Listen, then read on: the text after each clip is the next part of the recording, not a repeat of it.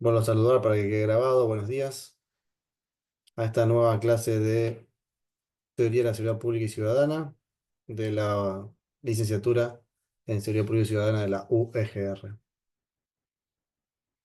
No hay problema con las cámaras, no se hagan problema. Recuerden que ustedes no tienen obligación de estar conectados y sí el docente de estarlo. Em, Acabo de menos de una hora habilitarles las 2 semanas que faltaban de la unidad 2, así que ya la tienen disponibles para que las puedan realizar. Recuerden que en la última semana de la unidad 2 está el cuestionario y también está el recuperatorio del cuestionario. Y durante esta semana estaré habilitando ya por lo menos las 2 primeras semanas de la tercera unidad. Así que vamos bien. Nos queda un mes y medio de clase. O sea que nos quedan aproximadamente 5 o 6 semanas de clase.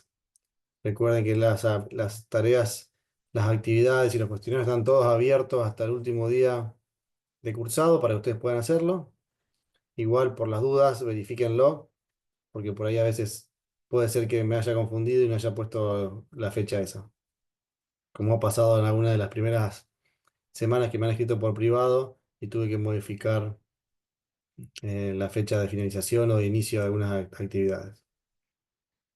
Bien, para comenzar, antes de iniciar la clase y viendo que somos poquitos, si alguno tiene alguna duda, alguna consulta para hacer antes de arrancar, salvamos esa duda y si no, arrancamos.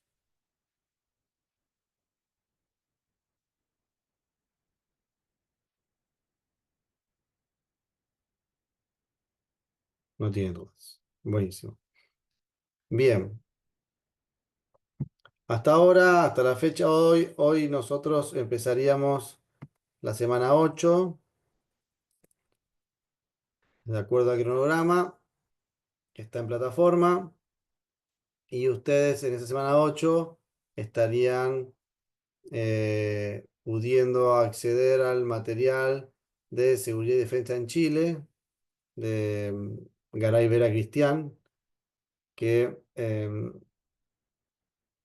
resume un poco la situación de Latinoamérica respecto a los sistemas de defensa, la vinculación con el ámbito internacional y las Fuerzas Armadas y los esfuerzos de cooperación que existen y que arrancaron mediados de los 90 entre los países de Latinoamérica para cambiar un poco eh,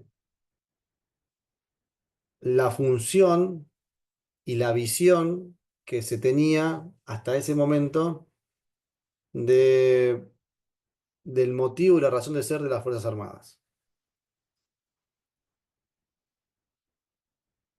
En ese texto van a encontrar en su mayoría o está anclado en la experiencia de Chile y cómo Chile tiene una relación muy fuerte entre su historia militar,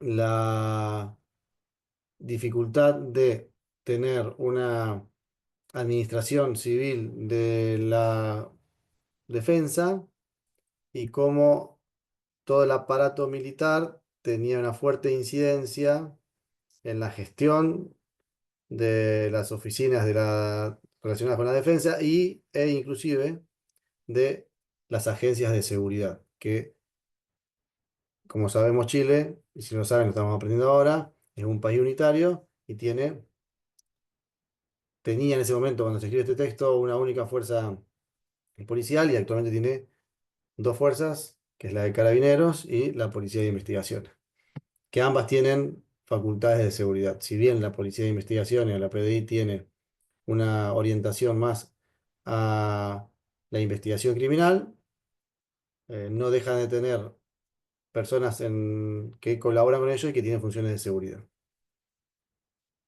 Es el texto de la semana que arranca hoy. Pero en las semanas anteriores nosotros tuvimos la posibilidad de acceder a distintos materiales. eh, en particular, tenés textos relacionados a El delincuente juvenil de David Mazda, eh, los desafíos que plantea la implementación del concepto o el paradigma de seguridad ciudadana, qué se necesita para un buen asentamiento de esa lógica de funcionamiento, en el texto de Paternal Rafael. Bueno, después Molesnik, que habla de eh, orden público, otras situaciones de violencia y el monopolio legítimo de la fuerza del Estado y cuál es el escenario regional e internacional respecto a la defensa. Eh, nosotros, el texto de Rafael Paternain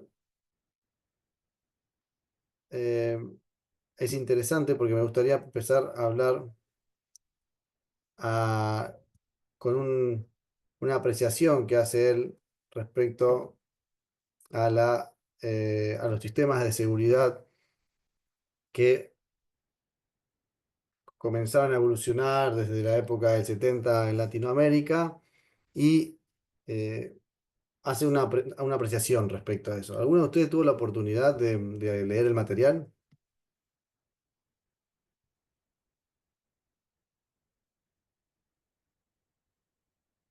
¿Sí o no? No pasa nada, solamente queda grabado, no pasa nada. Si no dicen, no lo va a ver más nadie que nosotros los 7 que estamos acá. Ah, no, hay 29, ahora somos 29.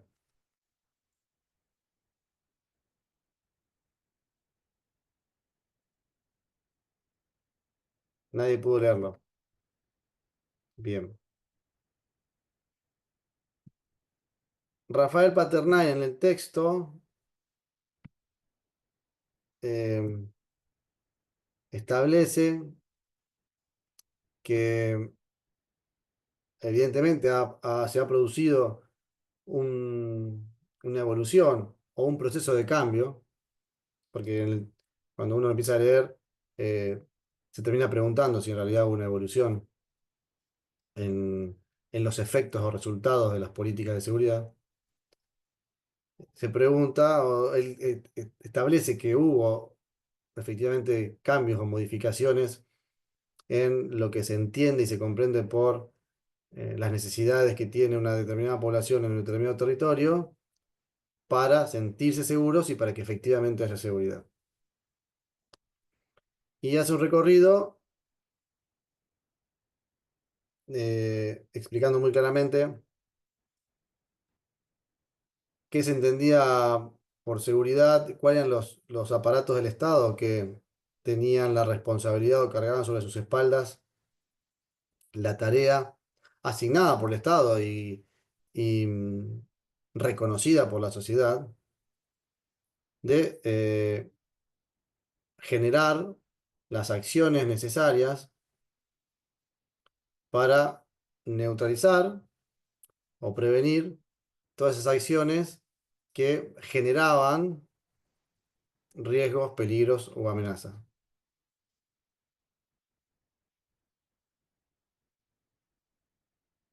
En un determinado momento esas acciones o esas potestades las tenían determinados aparatos del Estado que eran el Poder Judicial, el Poder Policial o la Policía, el hace Poder Policial como fuerza también de seguridad con la aparición de las fuerzas intermedias en algunos países, y obviamente el sistema penitenciario de cada estado. Entonces, esas tres patas eran las que eh, establecían las políticas o establecían las acciones mayor adelante. También reconoce que eso sufrió una evolución, perdón, sufrió un cambio. Ese cambio se entiende como que eh, ya ese cambio él lo entiende que ese cambio se produce porque no existía efectividad eh, en la tarea que tenían que llevar adelante esas tres agencias del Estado, y por lo tanto la sociedad solicita que se produzca una renovación o una forma nueva de entender a la seguridad. Se, se entiende que la seguridad es un proceso complejo y por lo tanto tienen que participar diferentes actores sin dejar de lado a esos. Y aparece la ciudadanía y la participación ciudadana como un elemento más de, de aquellos que integran los sistemas de seguridad. El Estado, con sus agencias, es un integrante más, la sociedad civil es otro de esos integrantes. Eh, Sociedad civil me refiero a las personas y a las entidades no gubernamentales. Sin embargo, en ese cambio que se produce, él establece que en Latinoamérica, más allá de haber los distintos gobiernos que fueron pasando en los distintos estados nacionales, se han vanagloriado en ser aquellos gobiernos que han establecido diferentes estructuras innovadoras, programas y planes modernos y que por ahí que llevaron a actualizaciones de la policía, renovaciones de los aparatos políticos, de cambios estructurales y cambios en modernización, capacitación, profesionalización, un montón de acciones que sí, indudablemente han establecido, han llevado adelante, pero él deja en claro que los mismos problemas que existían con la vieja o la histórica eh, forma de accionar para prevenir y neutralizar la inseguridad, lo seguimos teniendo ahora con este nuevo marco conceptual y con estas nuevas actividades y estructuras civiles políticas que gobiernan la inseguridad. Entonces, dice que estamos con los mismos problemas y que tanto los gobiernos de derecha como los gobiernos de izquierda, en un determinado momento, más allá de aferrarse a un paradigma de seguridad ciudadana o de seguridad humana, seguridad democrática o de seguridad pública sin decirlo, más tarde o más temprano vuelven con las prácticas históricas de mano dura. Y ahí él establece em, cuatro acciones vinculadas a la mano dura de aplicación de los estados. Algunos, bueno, ya le pregunté si alguno había leído, pero ¿tienen idea de cuáles podrían ser estas acciones de mano dura que Paternine enumera en su texto?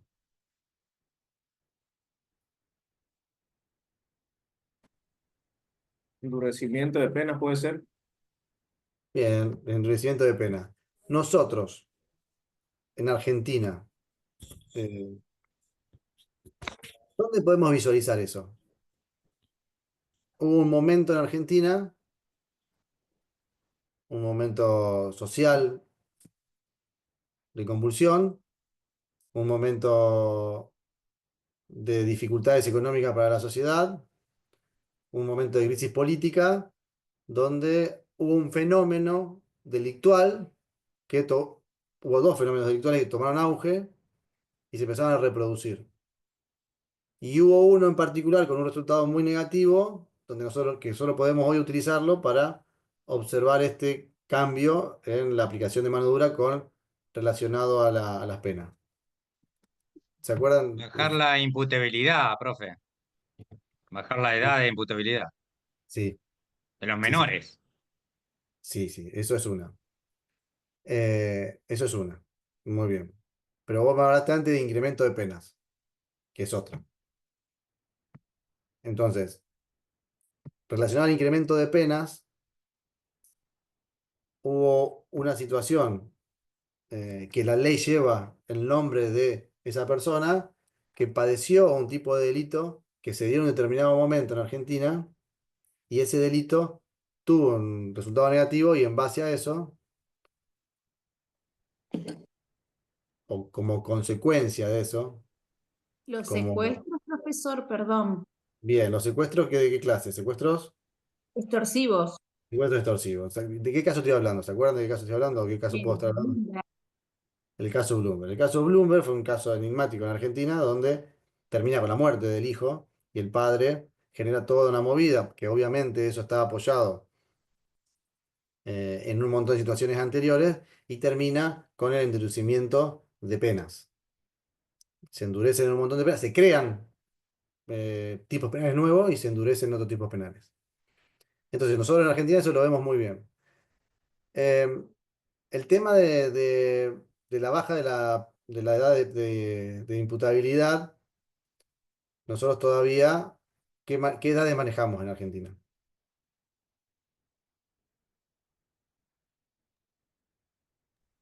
Hasta los 16 años. Bien, tenemos 16, 18 años. Entonces, ese es el corte, ¿no? 16, 18. Entre 16 y 18 tenemos el Código Penal, el Código Procesal Penal establecen determinadas penas para 16, 17, 18 y a partir de 18 ya se consideran adultos. Todavía es una discusión muy grande que se está dando, que se da, pero en Argentina particularmente mantenemos todavía eso hace muchísimos años, esa edad de imputabilidad. Pero esos dos fenómenos que nombra Paternal, y como dijo bien el compañero, por un lado es eh, el incremento de pena y la creación de nuevos tipos delictivos. La ley Bloomberg es un caso paradigmático, es un caso de reconocida trascendencia que trajo aparejado en Argentina estos resultados. Eh, y obviamente esto no puede estar desligado de la situación social, porque ustedes recuerdan que nosotros cuando vimos la primera clase dijimos que eh, el delito es un fenómeno social. La inseguridad y la seguridad, o sea, las acciones que vamos a tomar para neutralizar o prevenir la inseguridad, van de la mano de lo que la sociedad considera como inseguro o como necesidad de seguridad y como lo que la sociedad considera o requiere como acciones allá adelante, que van modificándose de acuerdo a sus necesidades y a su comprensión y a sus ideologías. No, no es lo mismo lo que podemos pedir en un país laico que en un país gobernado y con una base muy fuerte de fundamentalismo religioso. Va a haber dos formas distintas de entender, y de acuerdo también a la religión, de entender cuáles son las acciones que debería llevar adelante el Estado para neutralizar o prevenir la inseguridad. La segunda modalidad que viene como dijo el compañero es la baja de la reducción de la edad de la imputabilidad. Fíjense que hasta ahora son dos acciones que chocarían de bruces, chocarían de frente con lo que los paradigmas de seguridad ciudadana y seguridad humana democrática vienen a implementar o establecer. Porque desde que cambiamos el concepto, cambiamos el entendimiento que tenemos, o cambiamos la comprensión de cuáles son las causas de las causas que llevan a el aumento de las violencias y los delitos, comienzan a implementarse, además de las acciones que se implementaban antes, que hoy se conocen como acciones de prevención situacional, también tenemos otro tipo de acciones que son relacionadas a la prevención social del delito y a la prevención comunitaria del delito. Y de repente vemos que, más allá de eso, las acciones que muchos países o la mayoría de los países llevan adelante cuando estas acciones de prevención social y comunitaria no funcionan, es volver a la mano dura con dos acciones muy representativas de Latinoamérica, que son la creación de nuevos tipos penales y el incremento de sus penas y la reducción de la baja de imputabilidad. La tercera opción, obviamente, está vinculada, y fíjense que hasta ahora tenemos en lo que es la mano dura del endurecimiento de las penas y la reducción de la baja de imputabilidad, tenemos al Poder Judicial nuevamente presente. Y la tercera modalidad es, él nombra em, el aumento de la población carcelaria,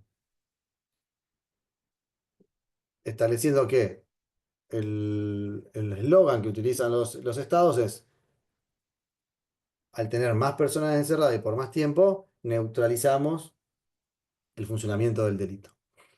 Eh, Ahora, pues esto está escrito un poquito más tarde, pero podríamos agregarle a esto de personas, más tiempo, más personas encerradas y por más tiempo, una tercera eh, función de el servicio penitenciario que estaría vinculado a un presidente de un determinado país de Latinoamérica que generó una movida, está siendo copiada por otros tantos compañeros del mismo hemisferio.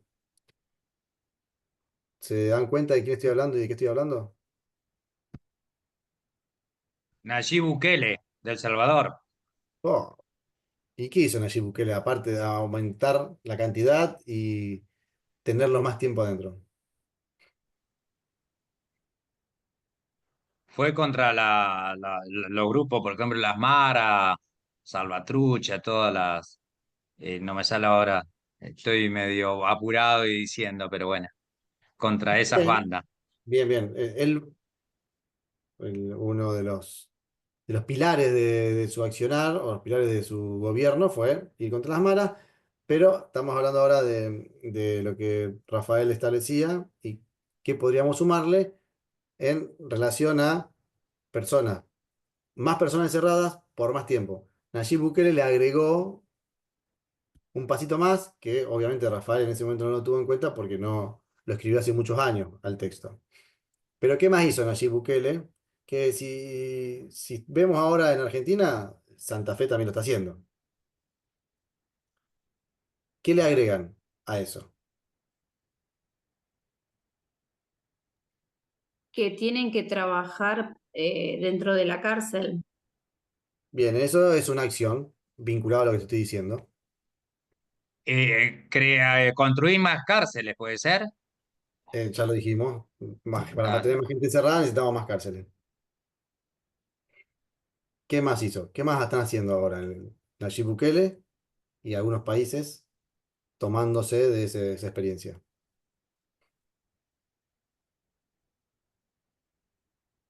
La Constitución argentina establece que las cárceles deben ser, ¿cómo deben ser las cárceles? Las cárceles de Argentina. Constitución Nacional. Vamos, chicos y chicas, Constitución Nacional. No, no estoy hablando nada de los textos de ahora, sino Constitución Nacional. Que no debe ser para castigar, sino para recuperar, que debe reunir las Bien, condiciones sanas y necesarias para... limpias. Bien, Exacto. sanas y limpias para lograr la reintegración, la recuperación, la reinserción, como quieran ponerle. Hoy se utiliza reintegración eh, y no para castigo. Bien, pero fíjense que la palabra castigo puede ser definida, es subjetiva y puede ser definida de acuerdo a la persona que la define, ¿no? Pero hoy han endurecido en las cárceles Nayib Bukele y en Argentina, por ejemplo, en la provincia de Santa Fe, han endurecido eh, la convivencia interna o las potestades que tenían o las capacidades de manejarse que tenían las personas privadas de su libertad. Comienzan a restringir, no libertades, sino comienzan a restringir o a ordenar distinto con una mirada un poquito más restrictiva y de las posibilidades que las personas privadas de libertad tienen dentro de los complejos carcelarios. Fíjense que Nayib Bukele prohibió el ingreso de cualquier otro elemento o comida que no sea provisto por las cárceles para quienes están privados de su libertad. En Argentina, en Santa Fe, vamos a ver, ¿te acuerdas que hace un tiempo se los dotó a los de perfil, de alto perfil, de un determinado uniforme eh, que los identifica respecto a los otros tipos de presos? Un Que club. de un color determinado y no pueden usar otra vestimenta que no sea esa. Entonces comienzan a restringir algunas cuestiones que en estos 25 30 años hacia atrás fueron incorporándose para las personas privadas de libertad y fueron retomando, como dijo la compañera, eh, el trabajo sin paga, porque hoy el trabajo en las cárceles es optativo y es remunerado. Es optativo, selectivo y remunerado. Lo que hizo Nayib Bukele es, el trabajo es para todos, es una obligación para resarcir los daños que cometiste y no tengo por qué pagarte por ese trabajo que hiciste, porque estás realizando una contraprestación, estás realizando una devolución para pagar el daño que produciste. Cambia el concepto respecto a, por ejemplo, el trabajo de los presos dentro de la cárcel. Entonces le Estoy de agrega, acuerdo con su punto, profesor, pero me parece que también se lo puede ver de otro lado. Están aprendiendo un oficio, nos puede gustar o no, pero están aprendiendo un oficio. ¿No le parece? sí, sí, sí, eso es sin lugar a dudas. Sin lugar a dudas, en los programas de reintegración, el aprender un oficio se aprende si Es le una pago o forma no. de reinsertarse a la sociedad en un Y futuro, ¿no? se aprende con una contraprestación, o sea, con una contraprestación monetaria o no, o sea, de forma gratuita o con una contraprestación. Lo que te estoy diciendo es que lo que quiero dejar en claro es que está cambiando la lógica, porque hay un apoyo social respecto a que los presos tienen que tener esa reintegración, pero no tendrían por qué pagarle por ese aprendizaje que están teniendo, porque el trabajo que están haciendo, además de aprender un oficio, están devolviéndole a la sociedad el daño que le produjeron. Y están con eso pagando también su alojamiento, el alojamiento que el Estado tiene que darle y los servicios que tiene que darle. De las dos formas está aprendiendo un oficio, pero la lógica de por qué lo hacen y la lógica de por qué no le pagan es lo que estoy tratando de establecer ahora, que es el endurecimiento de las condiciones en las que se encuentran los presos dentro del Estado. Todo esto sin dejar de lado el reconocimiento de los derechos humanos y la prohibición de los malos tratos crueles, todas esas cuestiones que en la reglamentación internacional, las normas internacionales establecen para los espacios de, de personas privadas de la libertad. Ese como tercer punto. Y el cuarto punto, que en el que yo me quería detener hoy, al cual que yo quería llegar, es que yo le pasé material estas últimas 2 semanas en el grupo de WhatsApp, eh, y sobre el cual hay un trabajo en una de las semanas que acabo de habilitar, es la intervención e implementación de las Fuerzas Armadas en seguridad interior, en la lucha contra el delito y las violencias producidas dentro del territorio por las personas que viven dentro de ese espacio. Saliendo un poco, no, saliendo un poco, saliendo de la función que había, de la división que se había logrado en esta evolución o en estos cambios que se produjeron en el concepto de seguridad y de entender que la seguridad interior va por un lado y la defensa va por el otro. Son dos cuestiones totalmente separadas, no diría antagónicas, pero sí distintas, donde una se encarga de l- las ofensas que vienen del exterior y otro se tiene que encargar de la convivencia ciudadana dentro de su territorio, evitando la producción de delitos y la producción o el avance de las violencias. Entonces, la última modalidad que él ve hace muchísimos años y que actualmente lo podemos verificar es que el Estado, ante lo que considera la ineficiencia o la ineficacia o la imposibilidad de luchar contra el delito y las violencias por parte de las agencias y de la agencia del Estado y esta lógica de funcionamiento coordinado con la sociedad civil, ante esa ineficacia e ineficiencia, dicen, bueno, tanto por eso, o si no, porque las bandas que han ido evolucionando obtienen y poseen una capacidad operativa superior a lo que tienen las fuerzas policiales y de seguridad, optan o intentan involucrar a las Fuerzas Armadas en funciones de prevención dentro del territorio de cada estado. Y esto eh, es posible, o los estados se animan a hacer esto por dos cuestiones. ¿Cuál ustedes consideran que podrían ser estas dos cuestiones?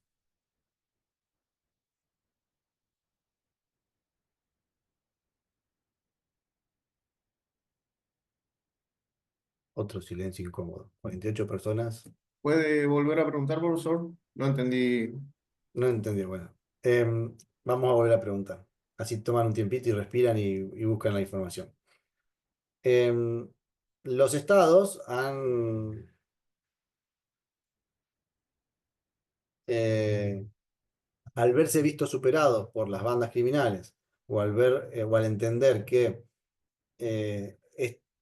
esta vinculación o esta lógica de funcionamiento de las fuerzas policiales, las fuerzas del Estado, la agencia del Estado, trabajando multiactoralmente y multiagencialmente con las organizaciones civiles y las personas de la vida civil, no estaría funcionando, o las bandas están superando a las agencias del Estado que tienen potestad del uso de la fuerza, eh, dicen, eh, vamos a implementar,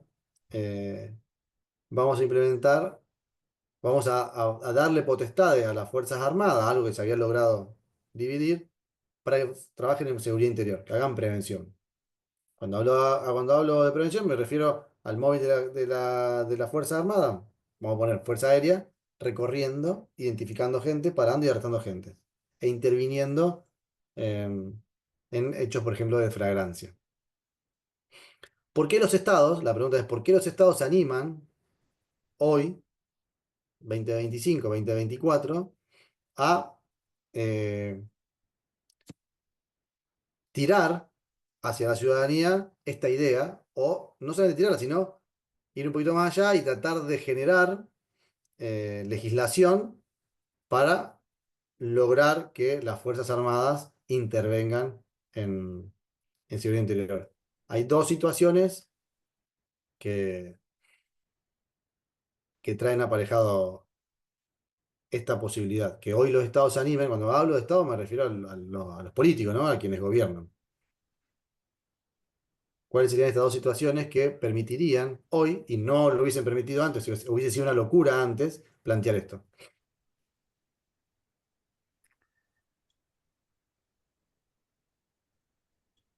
Sin haber leído los textos, puede ser por una especie de demostración de esfuerzo, de poder por parte del Estado o un efecto de desgaste de las mismas instituciones policiales o militares también. En algunos lugares donde se crea un desgaste de las fuerzas policiales, ingresa una fuerza federal. Cuando se genera un desgaste de la fuerza federal, se cree que ingresando la fuerza militar puede crear algún efecto positivo. Bueno, no tomo eso. ¿Alguien más? Esto es lógica, no es una cuestión de que esté en el texto, sino una cuestión de que estamos discutiendo y un poco de lógica respecto a esto. Puede ser por pedido de la ciudadanía. Bien, por una superación, profesor, bien. de lo que fueron los tiempos del pasado, digamos.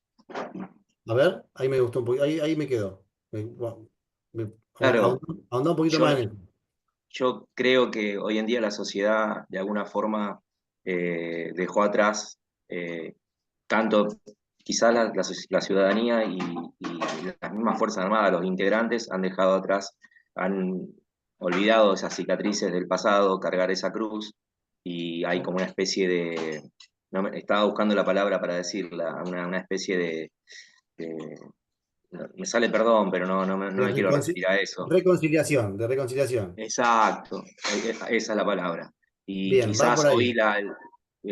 hay generaciones que ven quizá al uniforme o a las Fuerzas Armadas de otra manera. Y no Bien, como lo dijo usted, hace años, quizá 15 años atrás, 20 era quizá inviable una situación similar. bien. Las Fuerzas Armadas en Latinoamérica ocuparon, indudablemente, y esto no lo puede negar nadie, un determinado rol vinculado a qué país. A Estados Unidos, Estados o Unidos. sea, ¿Recuerdan cuando hablamos de la Escuela de las Américas, la división de la filosofía entre capitalismo y comunismo y la aplicación del pensamiento de doctrina nacional? Entonces, los aparatos militares ocuparon o generaron o llevaron adelante un determinado rol en determinado momento histórico en los países de Latinoamérica que generaron un rechazo generalizado que puede haber sido natural o producido, eso lo dejo a cada uno de ustedes para que lo piense, pero no podemos negar que por un determinado tiempo la sociedad rechazaba a todo aquel que integraba un aparato militar y policial. Y el Estado decidió apartarse y desvincularse un poco del uniforme. Entonces, permitió determinadas autonomías. Hoy, como dijo el compañero, y como yo empecé a decir en la clase, los estados en un determinado momento dijeron, no, el aparato militar necesita ser repensado, necesita ser conducido, necesita ser potenciado.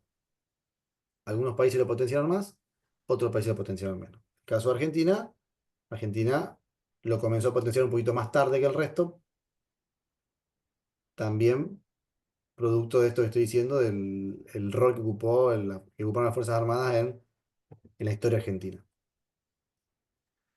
Pero hoy, en la mayoría de los países, por no decir todos, yo me atrevería a decir todos los países de Latinoamérica, tienen unas fuerzas militares profesionalizadas y vinculadas un poco más al trabajo social comunitario. Entonces, en el imaginario colectivo,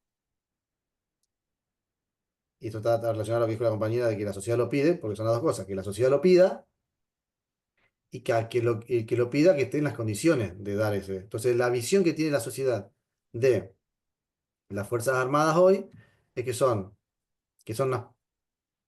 una fuerza profesionalizada, eh, focalizada en lo comunitario y social, y que está desvinculada de todo lo relacionado a un tipo de delito especial que se suele dar en las fuerzas policiales o en el Estado. Tiene que ver un poco con lo que estuvimos viendo en el foro, puede ser el tema de la violencia, de la seguridad tradicional y bueno, la actual, la tradicional es lo que dice las fuerzas y demás. Y bueno, con respecto a esto creo que tiene un poco que ver también. Sí, todo tiene que ver con todo. Todo tiene que ver con todo y lo que vos decís también tiene que ver. Yo me iba ahora al punto de la corrupción. Eso justo le Eh, estaba por decir, profesor, la corrupción y la falta de confianza de la gente en la policía local, que venga una fuerza de afuera, que sea indistinta o que no va a estar, que sea parte de la sociedad bien, donde está la corrupción. exactamente. Por esos dos motivos es que hoy el Estado se atreve a decir miren, tenemos una Fuerza Armada que no ha tenido problemas de corrupción, que sepamos, o por lo menos que se hayan eh, No, comentado, profesor, que se hayan publicado, sí. profe- profesor, también puede ser que las fuerzas militares no están día a día combatiendo las organizaciones criminales. Entonces también al no estar trabajando en contra de esos delitos, puede ser también que no están atravesadas por la corrupción. También es eso, hay que ver qué tan viable va a ser dentro de un par de años las fuerzas militares relacionado con la corrupción, con las Ahí voy, organizaciones transnacionales. Me ahí parece. voy, ahí voy. Por eso se animan a traerlo. Pero con esto nosotros tenemos que, obviamente, como licenciado en seguridad, como licenciado en seguridad, no podemos estar repitiendo lo que dicen otros. Tenemos que tener la capacidad de tener el marco teórico para poder entender lo que es determinada cosa, poder hacer nuestro análisis y nuestras conclusiones. Y para hacer nuestro análisis tenemos que hacer un diagnóstico, tenemos que ir a hacer una reconstrucción histórica en muchos casos. Hoy nosotros tenemos un caso paradigmático o un caso de observación, que es un país que es de Latinoamérica, que es de Norteamérica y que ha tenido esta evolución. Ha pasado por todo el estadio. Ha tenido una fuerza, ha intervenido la seguridad con fuerzas subnacionales, ha generado instancias locales de sistema de seguridad y luego ha tenido la intervención de las Fuerzas Armadas en seguridad interior. ¿De qué país estoy hablando? Ecuador. No, Ecuador. Ecuador, pienso yo. Ecuador está ahora, Ecuador está en un momento de México. implementación en el día a día, pero hay un país que hace un poquito más de tiempo, inclusive hay películas, seguramente vieron una serie en Netflix que toca el tema ese. Hay un compañero que lo puso. México, ¿no? México ha tenido esos procesos. Y como el compañero trajo a colación, nosotros ya podemos ver qué es lo que pasa cuando una fuerza que tiene control, que es este poder de policía, porque la policía a la que estamos acostumbrados nosotros es la policía de orden público, pero el poder de policía está atado a la corrupción. Hay un texto muy lindo, o muy, no sé si muy lindo, pero muy interesante, de un autor nacional, que después si lo puedo encontrar, el que el autor en la computadora le voy a pasar, que habla de la corrupción y habla específicamente de la corrupción como, y esto no estoy haciendo una defensa de la corrupción, sino que estoy haciendo un análisis porque existe la corrupción en todos lados y porque la implementación de una fuerza armada sería más contraproducente en seguridad interior que lo productivo. Más allá de que podamos ver a México y podamos ver ya el resultado que se produjo. Habla de la corrupción como el aceite que lubrica los engranajes de la máquina del Estado. La diferencia entre la corrupción como que algo que permita que el Estado funcione a algo que haga que el Estado no funcione es lo que él le termina como la hipercorrupción. Y pone un ejemplo muy claro. Pone un ejemplo de una charla que tienen dos ministros de dos países X, no vamos a decir qué países, donde compañeros de una determinada universidad de Estados Unidos. Y le pregunta el ministro latinoamericano al ministro europeo, cuando lo visita en su casa, le dice, pero qué lindo parque que tiene tu casa, amplio, grande, qué lindos árboles, cuántos metros cuadrados, cuántas hectáreas. Dice, bueno, que ya que estamos en confianza, todo esto que vos estás viendo es el 1% de la ruta de acá no sé a dónde. Pasa un tiempo, viene el ministro europeo a visitar al ministro latinoamericano y el ministro latinoamericano lo lleva a su campo gigante de hectáreas y hectáreas y hectáreas y hectáreas y lagos y todo. Entonces el ministro europeo le dice, bueno, yo ya te conté, tuve la amabilidad de abrirme con vos, ahora vos decime cómo hiciste esto, porque con el sueldo de ministro esto no lo haces. Bueno, ¿ves ese puente que cruza sobre la ruta? No, bueno, ese puente es todo esto. Entonces, la diferencia entre uno y otro, lo que él habla de la diferencia de la corrupción con la hipercorrupción. Y esto es así. Cuando una fuerza que tiene poder de policía, que tiene facultad para sancionar, que tiene facultad para limitar determinados derechos, interviene o se vincula en cuestiones de seguridad interior, a la larga, a la corta, más allá, más acá, termina vinculado. Y fíjense lo riesgoso que podría ser, así como hoy las bandas narcocriminales, las bandas internacionales, eh, están metidas dentro de las fuerzas de seguridad y las fuerzas policiales, que personas vinculadas a eso se metan y manejen el poder de fuego que tienen las fuerzas militares y que puedan llegar a conducir en algún momento las fuerzas militares de determinado país. Entonces, me parece que es más contraproducente, me parece que es necesario empoderar a quienes hoy actualmente trabajan, brindarles las herramientas necesarias para que puedan trabajar y generar el marco político legislativo para que tengan las herramientas para trabajar y que obviamente cuando alguien no trabaje como tenga que trabajar, estén las herramientas administrativas y legales para las consecuencias que tenga que tener esa persona o grupo de personas.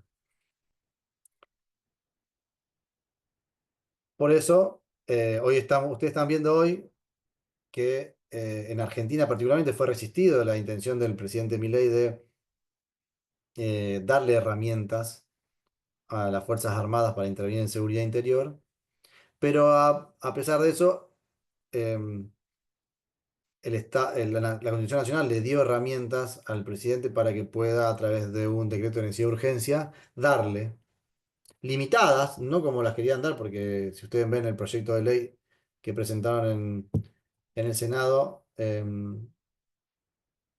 tenía muchísimas más facultades de lo que saca por decreto, pero le dio capacidades de intervención en seguridad interior a las Fuerzas Armadas, pero creo todavía que no hay una posibilidad cierta de que la veamos patrullando, porque el resto del arco político todavía tiene reservas respecto a eso, y me parece muy sabio que las Fuerzas Armadas acompañen en logística, acompañen en la ayuda comunitaria, pero eso queda hasta ahí y se desgasten sus energías en lo que es la protección de las fronteras y la soberanía nacional. También creo, profesor, ahí con el tema de que usted dice, disculpe, no dejarlo a los militares por ahí actuar, que hoy en día, con las tecnologías que tenemos en el año, en el milenio que vivimos, la sociedad tiene más control de cuando uno comete errores o comete ilegalidades. Entonces, hoy en día es más fácil, es más rápido corregir cuando uno comete ilegalidades como militar o policía o lo que fuere. Ahí también creo que también si lo dejan actuar, también la sociedad, no, creo que hoy en día no se van a cometer las barbaries que se cometieron hace 30, 40 años. Sí, Con pero toda la tecnología, la información que manejamos, el país entero se entera, el mundo se entera en escasos segundos. Me parece también una otra idea que tengo. está bien. Hay fenómenos que se están tratando de aplicar, que son o la militarización policial o la policiación militar. Fíjense que estamos tratando siempre de ir casi cerca a lo que es la mano dura. El problema de la aplicación de las Fuerzas Armadas también, que se suma a esto, es el objetivo de las Fuerzas Armadas y el objetivo de las Fuerzas de Seguridad. Las Fuerzas de Seguridad y Fuerzas Policiales tienen un objetivo. Fíjense que la mayoría de las definiciones, o creo que todas las definiciones de policía, de seguridad, dicen que es una fuerza civil armada, ¿no? Queda bien en claro que son civiles que le dan un arma para una determinada tarea. Y la definición de la fuerza, la definición, los objetivos de las Fuerzas Armadas, los distintos elementos de las Fuerzas Armadas, es proteger la soberanía aún con la entrega de la vida y neutralizando al enemigo, eliminando al enemigo. El objetivo de la intervención de las fuerzas policiales y de seguridad, fíjense que seguramente te lo han visto en un montón de lugares, sí, son formaciones distintas, como dice Daniel Cuevas, pero el, el, el ámbito internacional ha hecho un esfuerzo muy grande para que las fuerzas policiales se entiendan y comprendan que el respeto de la vida está por arriba de todo y luego vienen todos los otros derechos. Y que tiene que trabajar con un uso progresivo y racional de la fuerza. Eso seguramente lo han visto en algún lado, es una directiva de la ONU, se establecieron las pautas en un congreso de La Habana, los países lo han incorporado por legislación, Argentina lo ha incorporado por legislación, Santa Fe en particular firmó el Pacto de Seguridad Democrática y ahí está el tema del uso de la fuerza. Entonces, la fuerza policial funciona con una lógica y la fuerza militar funciona con otra. Cada uno debería estar en lo suyo. ¿Necesitamos más mano dura? Consideramos que este es el momento de generar policías un poquito, policías o fuerzas de seguridad que intervengan de una forma distinta. Bueno, capacitémoslos, démosle las herramientas, démosle la legislación para que puedan trabajar de esa manera. Y después el respaldo político a las acciones que vayan a hacer esa policía respecto a las directivas que tengan de cada gobierno. Pero esas son las cuatro observaciones que hace Rafael Paternain respecto a los cambios que se fueron produciendo en Latinoamérica en el uso de la fuerza. Y agrega un fenómeno, lo agrega por separado, no está dentro de esos cuatro, así como una observación respecto a un fenómeno que ha crecido tanto que en determinados países, en determinados estados subnacionales, superan en número inclusive a las fuerzas policiales de seguridad. ¿De qué fenómeno estamos hablando?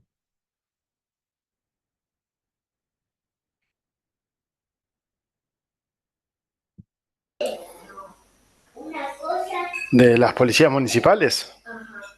No. No. Eso es interesante, pero no lo vamos a ver ahora, lo vamos a ver más adelante. ¿Me repite, por favor, la pregunta, profesor?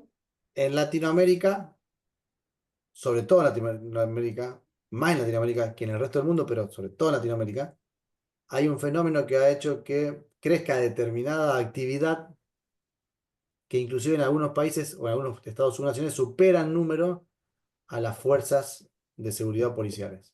Seguridad ¿En seguridad privada. privada, profe?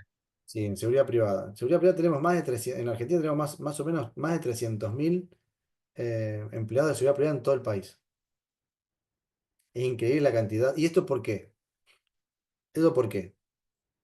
También vinculado al sentimiento, a la sensación que tienen los particulares y las empresas de que el Estado no está siendo capaz de asegurarle que su propiedad privada, sus cosas, inclusive a veces su persona, porque la seguridad privada hay de distintos estilos, y hay seguridad también personal, no puede asegurársela, entonces necesitan, quienes tienen la capacidad de acceder a eso, necesitan contratar a un privado para que defienda, custodie, resguarde sus bienes y su seguridad personal.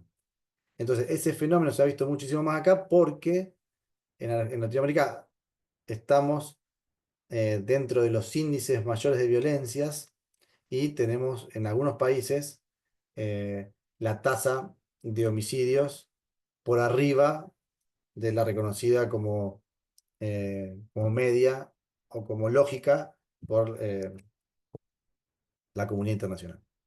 Entonces, por eso el fenómeno de la seguridad privada ha crecido tanto. Son las 21:55. Me pasé 10 minutos de los 45 minutos, pero